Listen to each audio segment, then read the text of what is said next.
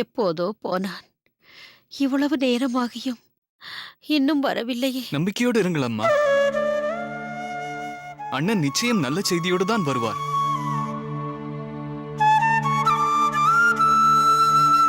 தெய்வக்கரசு, உன் விருப்பத்திற்கு நான் குறுக்கே நிற்கவில்லை அப்பா. ஆனால் உங்கள் ஆச்சாரியரை பற்றி நான் பூர்வாசிரமத்திலேயே உணர்ந்து வைத்துள்ளவள்.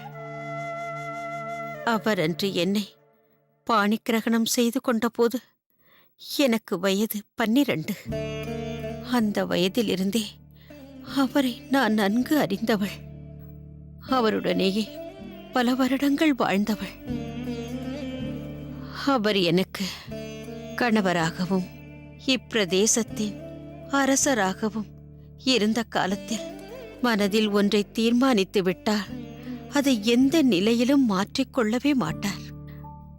அதை பிடிவாதம் என்று சொல்ல மாட்டேன். தீர்க்கமான உள்ள உறுதி, வைராகியம் என்றுதான் சொல்வேன். அந்த பக்குவம்தான் இன்று அவர் ஆச்சாரிய பீடத்திலும் முடிசூடா சிரேஷ்டராக தலைமை ஆச்சாரியராக வீற்றிருக்கிறார். எல்லாம் இருந்த போதும் சரி, பிறகு அனைத்தையும் துறந்து சந்நியாசாசிரமம் கை கொண்ட போதும் சரி, அவர் வந்த பாதை ஒரு வழிப்பாதை. ஏகாந்த சிந்தனை கொண்ட கொள்கையில் அசாத்தியமான உறுதி, அதே சமயத்தில் தர்ம நியாயத்தில் பிறழாத தன்மை. இதன் மொத்த உருவம்தான் என் பூர்வாசிரம கணவரான உங்களின் இன்றைய ஆச்சாரியர். அப்படிப்பட்டவர் இந்த அடியவளை பார்க்க அனுமதிப்பது என்பது எட்டா கனிதான். இல்லை அம்மா, ஆச்சாரியரின் மனம் கனிந்து விட்டது.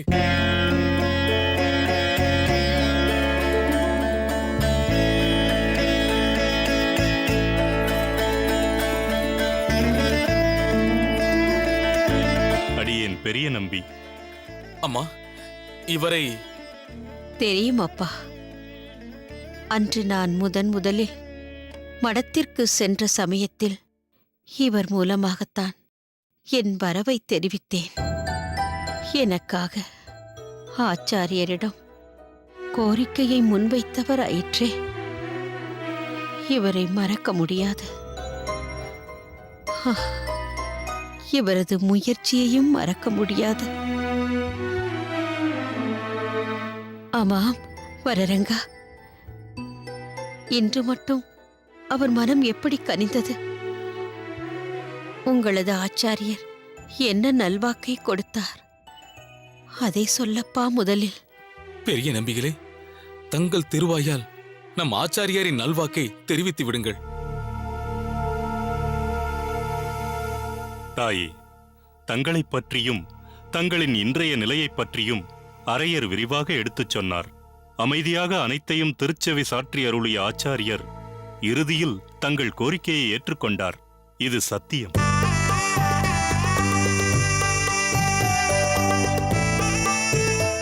என்ன ஆச்சாரியர் இந்த அடியவளின் கோரிக்கையை செவிசாய்த்து அருளினாரா? என் விருப்பத்தை ஏற்றுக்கொண்டாரா? ஆமாம் தாயே, ஏற்றுக்கொண்டார். அப்படியென்றால் அவரை தரிசிக்க சம்மதம் தெரிவித்து விட்டாரா? தாயே, அடியேன் சொல்வதை சற்று பொறுமையாக கேளுங்கள். ஆச்சாரியரின் தரிசனத்தாலும் கருணையாலும் அனைவருக்கும் கிடைக்கக்கூடிய பெரும் பேறு பகவானின் நேரடி தரிசனம்.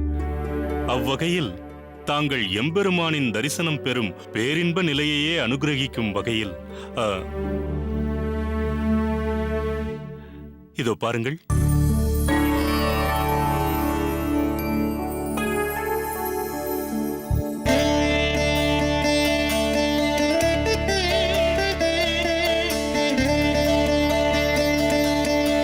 தாயே, இதோ பாருங்கள். இந்த மந்திராட்சதையை தங்கள் சிரத்தின் மேல் சேர்த்துக் கொள்ளச் சொன்னார். தாயே, ஆச்சாரியர் மேலும் பஞ்ச சம்ஸ்காரத்தின் ஒரு முக்கிய அங்கமான துவய மந்திரத்தினை தங்களுக்கு திருச்செவி சாற்றும்படி அடியேனை பணித்துள்ளார். பிறகு இந்த திருத்துழாயை ஸ்வீகரிக்கச் சொன்னார். அனைத்து ஸ்ரீ வைஷ்ணவ சிரோன்மணிகளும் அடையும் மகோன்னதமான நிலையை தாங்களும் அடைந்து எம்பெருமானின் நித்திய விபூதியான ஸ்ரீவைகுண்ட பெருவாழ்வும் சித்திக்கும் என்று ஆச்சாரியர் அருளிச் செய்தார். தங்களை தன் சிஷ்யையாக பாவித்து இந்த அக்ஷதையை அடியேனிடம் கொடுத்தனுப்பினார். பெற்றேன், பெரும் பேறு பெற்றேன். அவர் தரிசனத்தையும் தாண்டி பகவத் தரிசனம் காணும் நற்கதியையும் பெற்றுவிட்டேன். அது போதும், அது போதும் பெரிய நம்பிகளே. காதுக்கினிய மிக உயர்ந்த ரசமான அருள் வாக்கை தந்தீர்கள். இந்த அடியவள் பெற வேண்டியது வேறொன்றும் இல்லை. பெரிய நம்பிகளே, காலம் தாழ்த்தாது ஆச்சாரியர் சொன்னதை நிறைவேற்றித் தாருங்கள். இந்த சிஷ்யை இங்கிருந்தபடியே ஆச்சாரியரை சரண் புகுந்தேன். இந்த ஆத்மாவை அவர் பாத கமலங்களில் சமர்ப்பித்தேன்.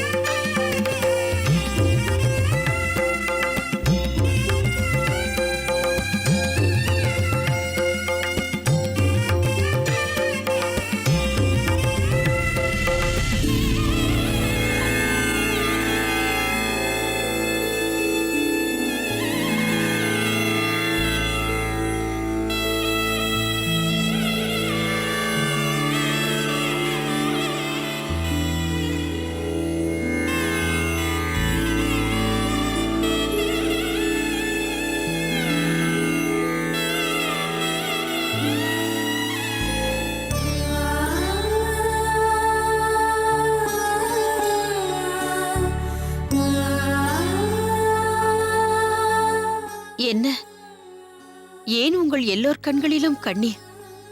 ஏன் இந்த சோகம்? எல்லாம் தான் மிகவும் சுமூகமாக ஆகிவிட்டதே. எல்லோரும் சகஜ நிலைக்கு வாருங்கள். இனி எனக்கு ஒன்றும் பாதகமில்லை. இந்த அடியவள் அனைத்தையும் பெற்றுவிட்டேன். பின் நீங்கள் ஏன் இன்னும் சோகமாக இருக்கிறீர்கள்? செல்லுங்கள், அவரவர் பணிகளை பாருங்கள். வரரங்கா, தெய்வக்கரசு, நீங்கள் சென்று திருவாராதன கூடத்தில் பாதுகைகளை அலங்கரியுங்கள். புஷ்பங்களை சேகரியுங்கள். நான் பாதுகைகளை அர்ச்சித்து புஷ்பமிட்டு சேவிக்க வேண்டும். வேதா, நீ சென்று பாலை நன்றாக காய்ச்சி திருக்கண்ணமுது செய்து கொண்டு வா. நிவேதனம் செய்ய வேண்டும். பெரிய நம்பிகளே, நீங்களும் அமுது செய்துவிட்டுதான் செல்ல வேண்டும். ஆகட்டும் தாயே. அம்மா,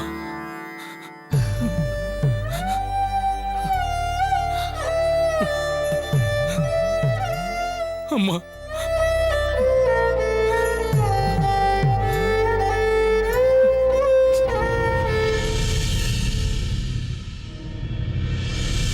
என்ன சுதர்சனம், ஆண்டாளின் கல்யாணம் முடித்த சந்தோஷத்திலும் திருப்தியிலும் இந்த பக்கம் வருவதையே நிறுத்திவிட்டீர்கள்? இங்கே மட்டுமா? கோயிலிலேயே சுதர்சனத்தை பார்க்க முடியவில்லை. அப்படியெல்லாம் இல்லை பட்டரே. ஆண்டாளுக்கு உயர்ந்த இடத்தில் சம்பந்தம் ஏற்பட்டதன் பலன் அடியேனுக்கும் இப்பொழுதெல்லாம் பல இடங்களிலிருந்தும் தளிகை செய்வதற்கான வாய்ப்பு வருகிறது.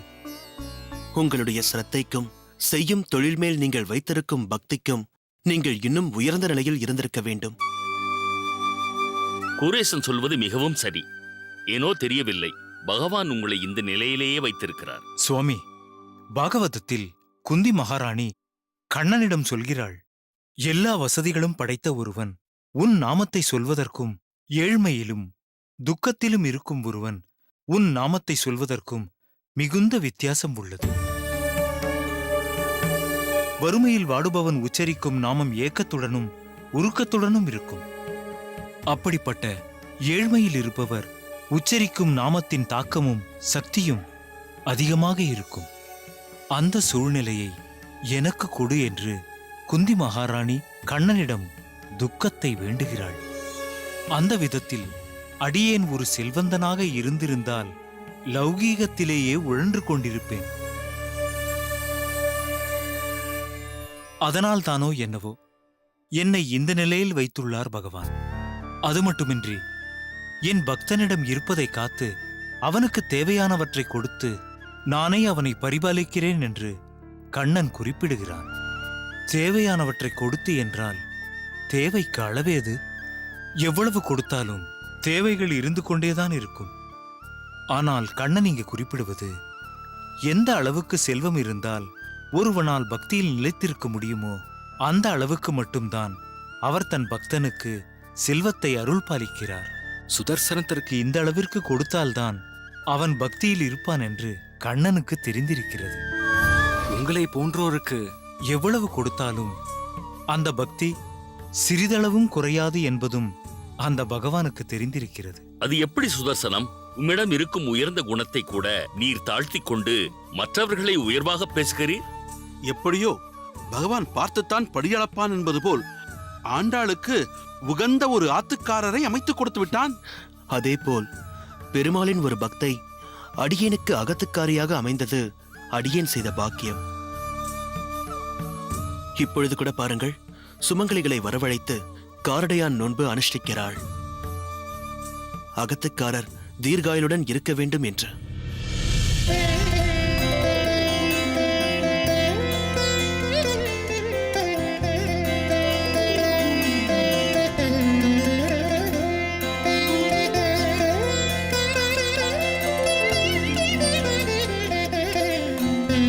எஜமானி அம்மா, இன்று காரடையா நோன்பு, வந்துவிடு என்று சொன்னீர்கள்.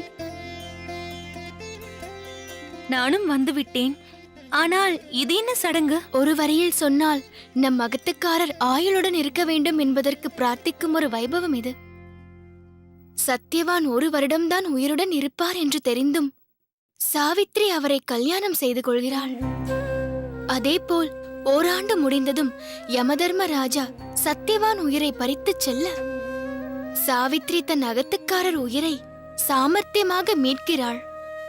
அந்த சம்பவத்தை குறிக்கும் வகையில் ஒவ்வொரு வருடமும் மாசி அல்லது பங்குனி மாதத்தில் ஒரு பெண் அன்று முழுவதும் எதுவும் உட்கொள்ளாமல் விரதம் இருந்து பகவானை பிரார்த்தித்து மஞ்சள் சரடை தன் கழுத்தில் அணிந்து விரதத்தை முடிக்கிறாள். இது மிகவும் சக்தி வாய்ந்த விரதம் என்று கருதப்படுகிறது. அதன் பிறகு காரடையை உட்கொள்ள வேண்டும். இதுதான் எனக்கு முதல் காரடையான் நோன்பு என்பதால் உன்னையும் என் அம்மாவையும் வரச் சொன்னேன். இப்பொழுது விரதம் முடியும் நேரம் வந்துவிட்டது. அதனால் பகவானை மனதில் பிரார்த்தித்துக் கொண்டு இந்த சரடை கழுத்தில் அணிய வேண்டும்.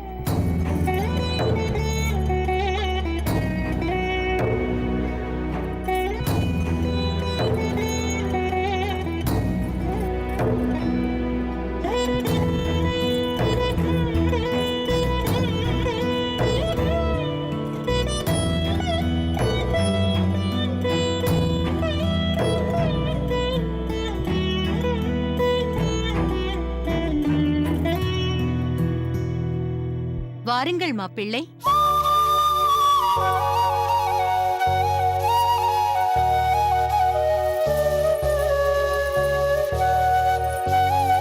வாருங்கள். என்ன ஆண்டாள், இவ்வளவு மகத்துவம் வாய்ந்த இந்த நோன்பிற்கு இவர்களை மட்டும்தான் அழைத்தாயா? நம் பண்ணையில் பணிபுரியும் எல்லோரையும் அழைத்திருக்கலாமே. சின்ன எஜமான், இங்கு நாங்கள் இருவரும் தான் இருக்கிறோம். ஆனால் எஜமானி அம்மா கூரத்தில் இருக்கும் அனைத்து சுமங்கலிகளையும் நீங்கள் கட்டிய மண்டபத்திற்கு வர சொல்லியிருக்கிறார். அங்கு இந்த வைபவம் மிக பெரிய அளவில் நடக்க இருக்கிறது. இங்கு சடங்கு முடிந்ததும் அங்கு செல்வதாக இருக்கிறோம். அங்கு சென்று எஜமானி அம்மாதான் எல்லோருக்கும் அந்த புனித நோன்பு சரடை கொடுக்க இருக்கிறார்கள். ஆண்டாள், இந்த அளவிற்கு நீ யோசித்திருக்கிறாய். அதை அடியேன் யோசிக்க தவறிவிட்டேன். அதை எப்படி நான் யோசிக்காமல் இருப்பேன்? ஒரு அகத்துக்காரியின் தலையாய கடமையே அகத்துக்காரரின் மனக்குறிப்பை அறிந்து செயல்படுவதுதானே. எப்பொழுதும் தானம், தர்மம், பிரத்யுபகாரம் செய்வதுதானே உங்கள் குணம். அதே எண்ணம்தான் என்னை அறியாமல் என்னுள்ளும் குடிகொண்டுள்ளது. அருமையாக சொன்னாய் அம்மா.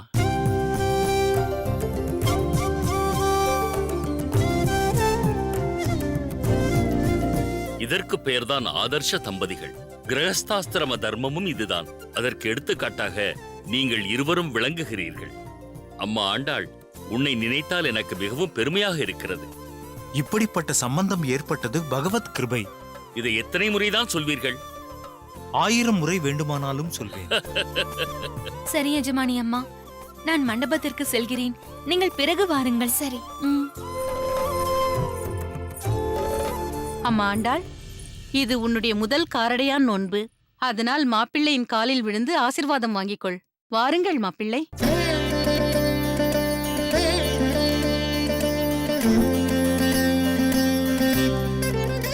என்றும் பகவத் சிந்தனையில் இருப்பாயாக. எழுந்திரு. மாப்பிள்ளை, ஆண்டாளுக்கு குங்குமம் கொடுங்கள்.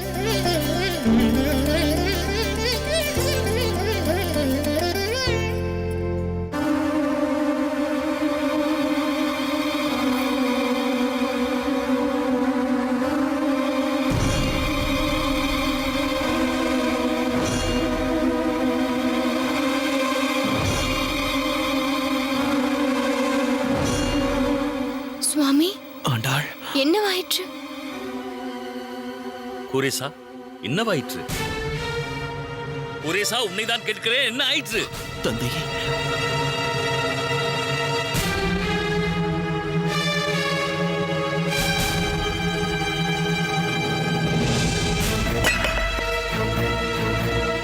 சுவாமி, என்னவாயிற்று? மாப்பிள்ளை, மாப்பிள்ளை, சுவாமி, மாப்பிள்ளை, மாப்பிள்ளை, சுவாமி, மகனே, குரேசா, சுவாமி, குரேசா, என்னவாயிற்று? மாப்பிள்ளை, சுவாமி, தெரியவில்லையே. மகனே, சுவாமி.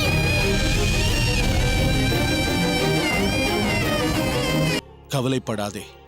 ஓர் சரணடைந்த சிஷ்யையாக உன் தாயார் நற்கதி அடையும் பாக்கியத்தை அடைந்தாள் என்ற அனுகிரகத்தை அவளிடம் தெரிவித்துவிடு. ஐயா, ஒன்றும் இல்லைங்க, என்னை வீட்டை விட்டு வெளியே போக முடியலங்க ஐயா. எங்கே போனாலும் ஆட்டோகிராஃபு, ஃபோட்டோகிராஃபு, செல்ஃபி, அதை விட என்னோட சுண்டு விரல தொட்டு பார்க்கணும் கூட ஆசைப்படுறாங்க ஐயா. நான் என்ன ஐயா பண்ணுறது?